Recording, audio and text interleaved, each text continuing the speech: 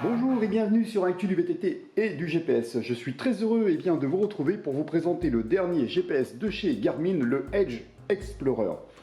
Ce GPS va venir en remplacement de trois GPS de chez Garmin, c'est-à-dire le Edge Explorer 820 et le Edge Explorer 1000. Mais surtout, il va venir remplacer le Edge Touring et Touring Plus. Avant de rentrer dans les détails de ce GPS, pour qui est-il destiné? Alors si vous êtes un compétiteur et que vous souhaitez brancher du DI2 ou un capteur de puissance avec ce GPS, celui-ci n'est absolument pas fait pour vous parce que ce n'est pas son domaine de compétence. Si vous souhaitez créer des séances d'entraînement pour pouvoir les retrouver à l'écran de ce GPS, celui-ci n'est absolument pas le GPS qu'il vous conviendra. Ce GPS est avant tout destiné à des gens souhaitant du haut de gamme, avec du guidage, avec les dernières fonctionnalités de chez Garmin qui vont être la détection d'incidents, le live track et le groupe track. Mais c'est aussi un GPS très complet puisque vous allez le voir, on va pouvoir le connecter avec vraiment tous les accessoires de chez Garmin. Alors, qu'est-ce que l'on va retrouver à l'intérieur de notre carton? On va retrouver bien sûr notre GPS, une Dragon qui vous permettra de sécuriser votre GPS sur le cintre, mais aussi lorsque vous souhaitez faire de la randonnée pédestre, de l'avoir autour de votre poignet. On va retrouver deux supports vous permettant de fixer votre GPS soit sur le cintre ou soit sur la potence. On retrouvera un ensemble de courroies de 2 dimensions. On retrouvera le cordon d'alimentation pour recharger votre GPS, mais aussi pour lui envoyer des parcours à l'intérieur. Et on va retrouver un fascicule pour démarrer avec votre GPS. Alors je vous cache pas que je suis un poil déçu du contenu du carton. C'est vrai qu'on était très habitué dans la série des Edge Explorer de retrouver un support frontal. Aujourd'hui, Garmin a fait le choix de ne pas le mettre à l'intérieur. Bon, c'est pas très grave puisqu'on peut le retrouver en option. Voici les 4 Explorers. Alors il est vrai que le Touring ne porte pas le nom d'Explorer, mais il a été le premier à rentrer dans cette voie des GPS dédiés au guidage et à l'enregistrement de vos données. Après, c'est à l'intérieur, d'un point de vue technique, que les choses ont véritablement changé. Alors, on peut vraiment distinguer un design qui a été vraiment modifié sur le Edge Explorer, qui est beaucoup plus proche du Edge 1030 que de ses 3 confrères. Alors la grande différence va apparaître surtout au niveau de la taille de l'écran entre le Edge Explorer 820, le Touring, et le Edge Explorer. La différence de l'écran est très importante puisqu'on se retrouve sur un 3 pouces, qu'on retrouve sur le Edge Explorer 1000. C'est au niveau du design et du positionnement des boutons que beaucoup de choses ont changé. Alors le gros changement apparaît surtout sur le lecteur de carte SD. Si ces deux appareils disposent d'un lecteur de carte SD, ce n'est pas le cas pour le Edge Explorer 820 et pour le Explorer. Ces deux GPS disposent par contre d'une grosse capacité mémoire puisqu'ils seront capables de stocker jusqu'à 16 Go de données. Si au niveau technique et compétences, on ne peut pas comparer le Edge Explorer 1030 et le Edge Explorer, au niveau du design, par contre, on y retrouve la même essence, puisque les boutons sont passés sur la façade, comme on a pu le voir sur le Edge 820 et le Edge Explorer 820. Au niveau du design, on retrouve globalement la même essence, c'est ce que je vous disais tout à l'heure. On retrouve le bouton sur le côté, comme ici. On va retrouver nos deux boutons sur le devant. Et au niveau de l'arrière, on va avoir des éléments complètement différents. C'est-à-dire que celui-ci, il ne sera pas possible sur le Edge Explorer de venir connecter la batterie additionnelle, ça c'est dommage. On a ici le lecteur de carte SD, on ne retrouve aucun lecteur de carte SD sur ce modèle. Et au niveau du port USB, on retrouve le port USB sur le devant Et là, on retrouve le port USB sur l'arrière, qui est peut-être le petit point négatif qu'on pourrait retirer à ce GPS, puisque si j'ai besoin de pouvoir le recharger en roulant, si j'ai une position potence, je serai embêté pour venir fixer. Bon, ça c'est vraiment un petit point pour les gens qui rouleraient sur de longues distances. Alors, comment fonctionne notre Edge Explorer? Il fonctionne exactement de la même façon que l'ensemble de la série des Edge, et des Edge, on va dire, tactiles. On va retrouver sur l'écran 3 icônes. Alors, le premier icône est les icônes des activités et vous donnera accès à l'ensemble de vos panneaux. Lorsque vous allez activer l'enregistrement, vous irez directement sur l'activité et là vous aurez l'ensemble de vos panneaux d'information. C'est une zone que l'on peut paramétrer. On peut avoir une dizaine d'informations sur un même panneau. On peut en avoir 2 panneaux identiques, donc vous pouvez vraiment fragmenter en fonction de ce que vous souhaitez obtenir. On va avoir le panneau avec la cartographie. On va retrouver par exemple un panneau lorsque l'on connecte un accessoire de chez Garmin dessus, là donc à présent le 8T80. On va pouvoir aussi avoir ici tout ce qui est en rapport avec le dénivelé, c'est-à-dire lorsque l'on va activer un parcours, on va avoir le profil du parcours et on peut apporter des informations de cap, d'altitude par exemple, et on revient forcément sur notre point de départ. Pour revenir sur le menu d'accueil, il suffit d'appuyer sur l'écran et de revenir sur la petite maison. Alors on va retrouver où aller. Alors où aller, c'est partie navigation qui nous permettra de rentrer une adresse par exemple. Là on va pouvoir chercher, parcourir sur la carte, chercher une ville, chercher une adresse, enregistrer une position, et ça c'est plutôt pratique lorsque l'on se retrouve dans un environnement que l'on ne connaît pas ou que l'on souhaite tout simplement utiliser ce GPS comme un véritable GPS automobile. On va avoir donc sur parcours enregistré, là on va pouvoir introduire des parcours dans notre GPS et lancer le guidage. La création de parcours, alors la partie création de parcours, dans les paramètres, on va pouvoir définir le type de vélo que l'on pratique. Dans le cas présent, on va avoir vélo de route, vélo plusieurs terrains. Bon là, je ne comprends pas la différence qu'il y a entre cette version et la version gravel. Pour moi, c'est à peu près identique.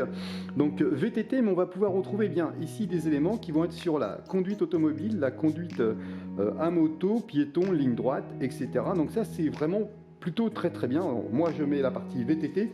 Donc vous pouvez, méthode de recalcul, verrouillage sur la route ou pas.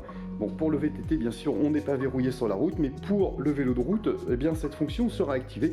Alors on va aller voir, je vais cliquer sur, et là, c'est pas activé, donc il suffira tout simplement de venir activer la fonction pour verrouiller, en tout cas la fonction création d'itinéraire, sur la route. Alors moi je vais me remettre sur VTT et je vais, c'est bien, c'est déverrouillé, écoutez, parfait. Donc on revient et ici on va pouvoir définir un parcours. Donc là on va pouvoir définir une distance, on n'a que cette fonctionnalité, la fonction distance. On va retrouver la partie réglage, donc l'historique, les statistiques, les paramètres d'activité. Donc c'est ici qu'il faudra venir affiner au niveau des écrans, au niveau des alarmes, au niveau des fonctions automatiques, au niveau du démarrage du chrono automatique. Ça c'est plutôt une bonne fonction, moi je l'ai activé. Au niveau des instructions de la carte de la navigation, est-ce que vous souhaitez avoir beaucoup d'informations sur votre carte ou pas, le type de carte et la fonction bien sûr définition d'itinéraire où on pourra venir affiner ici. Alors là en VTT on a les éléments de contournement, le nouveau calcul, alors désactiver. Alors le nouveau calcul c'est quoi? C'est lorsque vous sortez du parcours, le GPS va recalculer un petit bout de parcours pour vous ramener sur le chemin initial. Donc ça c'est vraiment très intéressant comme fonctionnalité. Ensuite, voilà, alors sur la carte, on va pouvoir venir choisir les cartes, l'orientation de notre parcours. Moi, par habitude, c'est toujours vers le haut. Je désactive le zoom parce que la carte grossit et dégrossit et parfois c'est pas très pratique, en tout cas en VTT. Le type de guidage, alors toujours affiché. Alors moi, c'est jamais affiché, ça me permet comme ça d'avoir la totalité de la cartographie en lecture. Et puis je vais pouvoir venir sélectionner la cartographie. Là donc à présent, moi je m'intéresse exclusivement à la carte, à cette carte-là que j'ai mis en option à l'intérieur de mon GPS. Donc je vais désactiver l'ensemble des autres cartes.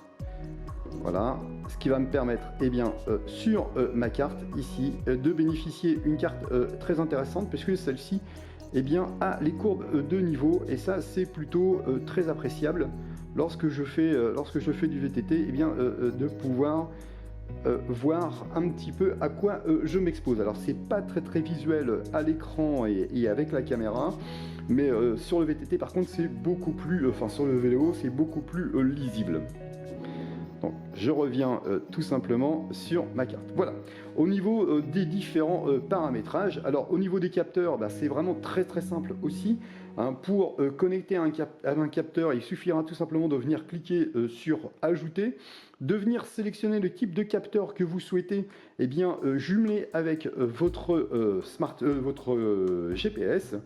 Et ça se fait vraiment très bien. Alors par exemple, on peut bien sûr venir jumeler avec un vélo électrique avec un capteur. Alors le capteur, c'est pas très compliqué, il suffira de venir mouiller les extrémités du capteur qui sont en contact avec votre cage thoracique.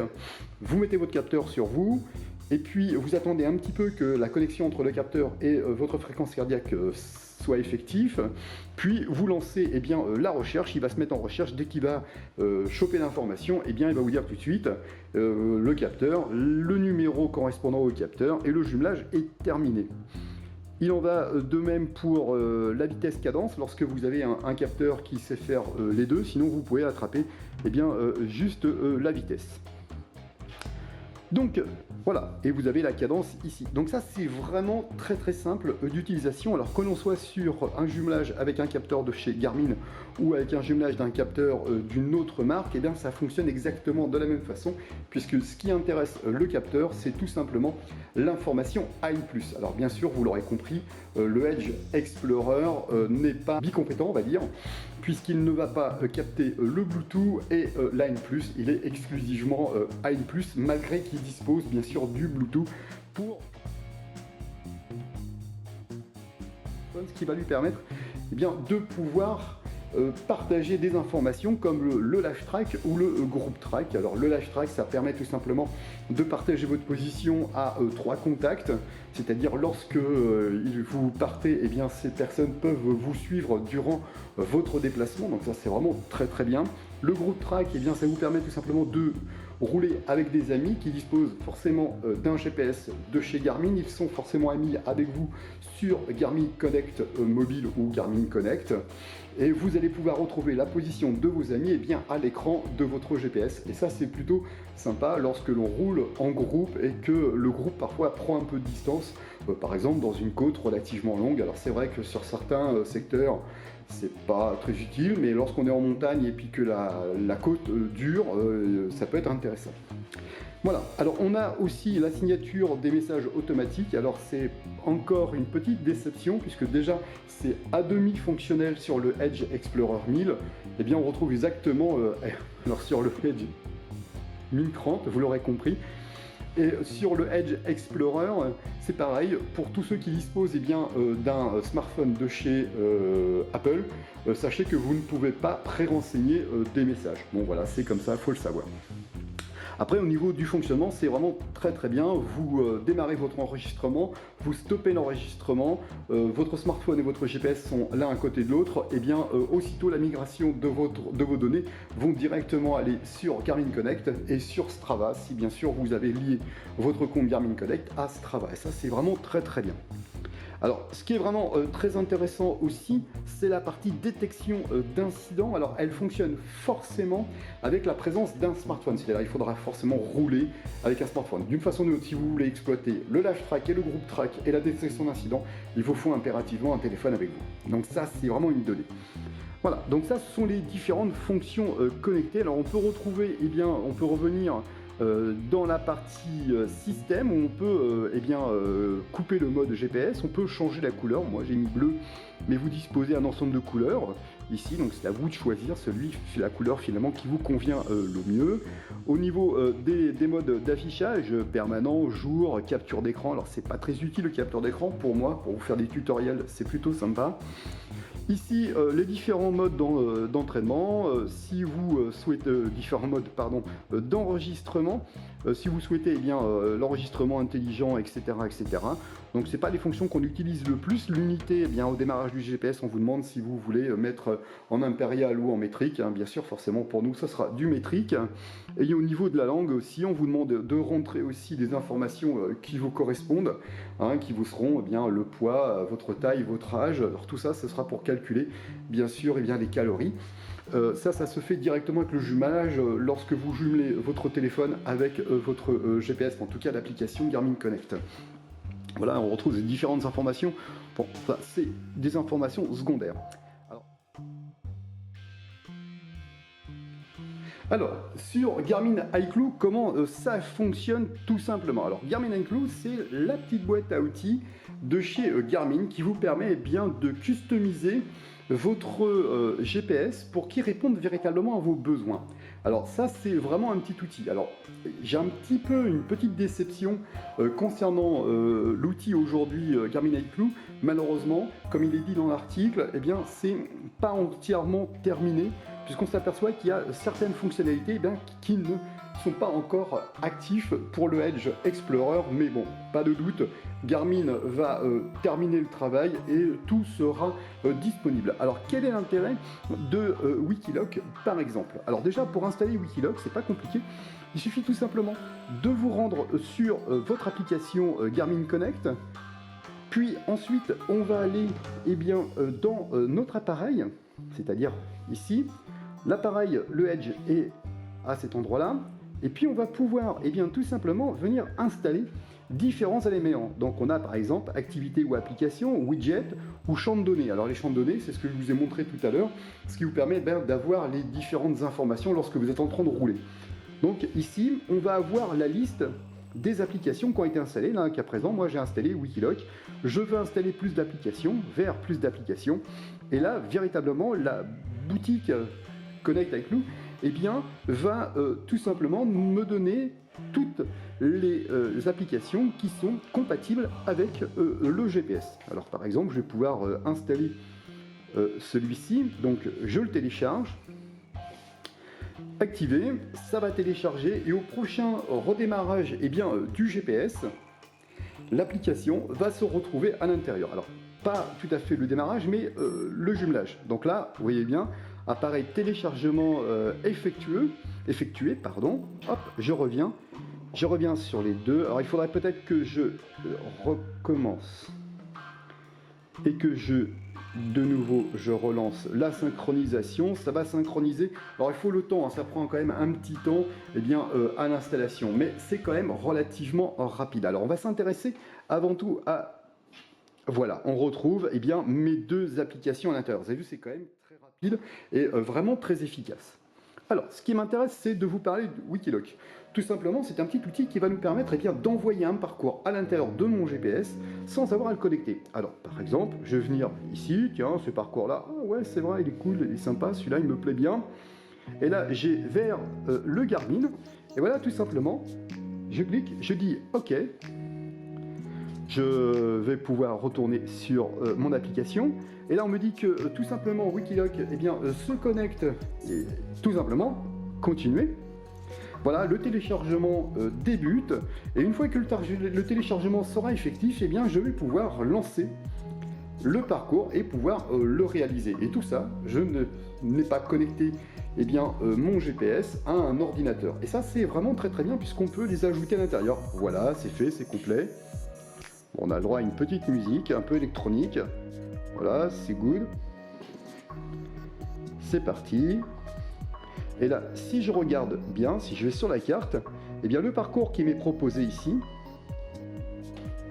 c'est effectivement celui qui se trouve là. Ça, c'est vraiment très très très intéressant. Tout ce qui va être eh bien, de la gestion des différents accessoires, c'est-à-dire la Ultra 30 ou le UT K800 ou eh bien, le RTL 510, eh bien, l'ensemble des informations vont pouvoir être gérées eh bien, sur un menu caché. Alors comment récupérer le menu caché? C'est très très simple, il vous suffit tout simplement de glisser vos doigts du haut vers le bas pour le faire apparaître. On va avoir les éléments d'affichage qui nous permettront de connaître le niveau de batterie, la réception GPS, d'aller directement dans les paramètres, de vérifier les capteurs qui sont connectés, la présence du smartphone, mais on va pouvoir surtout naviguer dans différentes pages. Alors pour ceci, on peut tout simplement passer de droite à gauche, comme vous pouvez le constater. Aller sur les éléments de commande. Alors par exemple les éléments de commande, c'est-à-dire qu'on a vraiment là ici la possibilité de commander des appareils. Alors dans le cas présent, j'ai allumé ni le 8T800 ni la caméra, donc on ne peut pas gérer grand chose. Alors on va voir, on va tout simplement allumer notre caméra. La caméra va rentrer en contact immédiatement avec le GPS. Vous allez voir, ça nécessite, on va dire, tout simplement, vous avez vu, c'est à peine 10 secondes entre l'allumage de la caméra et la liaison avec notre GPS. Donc ça, c'est vraiment excellent. Et on va pouvoir, tout simplement, soit venir prendre une photo. Là, voilà, je viens de prendre une photo de notre élément. Alors, il me dit qu'il n'y a pas de carte à l'intérieur, donc il va pas prendre de photo, mais on peut prendre une photo, on peut débuter un enregistrement, mais on a vraiment une page qui est dédiée directement à la gestion de notre caméra, où de nouveau on va pouvoir venir cliquer et revenir sur notre élément. Alors je vous montre, on est dans le cas, on est en train de rouler, on suit par exemple un parcours, je souhaite tout simplement prendre une photo, que ce soit que la caméra soit sur ma poitrine ou sur l'arrière ou sur le devant de mon vélo. Je descends mon doigt, clac, je prends ma photo, je reviens sur mon élément cartographique. Donc ça, c'est vraiment, la liaison est vraiment très très bien faite. Alors je vais vous montrer avec l'UT800. Alors de nouveau, on voit que aussitôt la liaison se fait très très rapidement.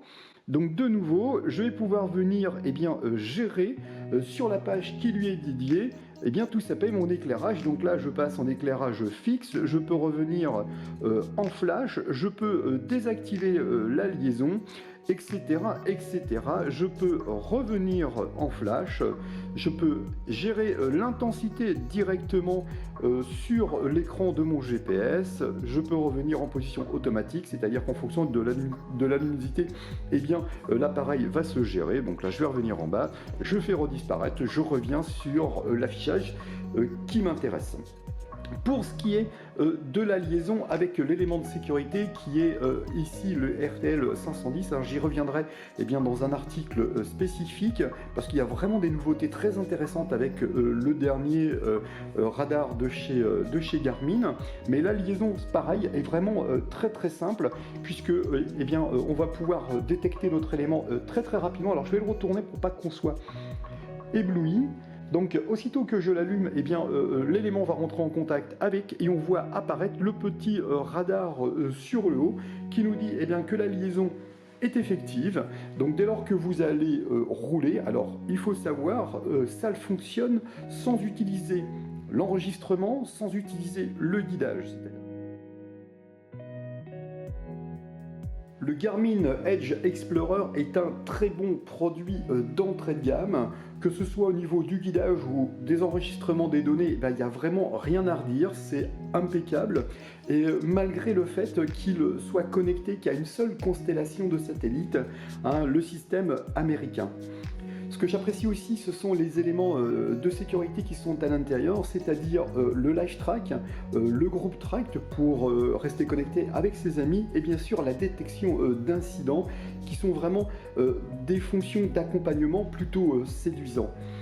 L'autre point, c'est le jumelage avec les différents capteurs, qu'ils soient de la marque de chez Garmin ou d'autres marques, ça se fait très très bien.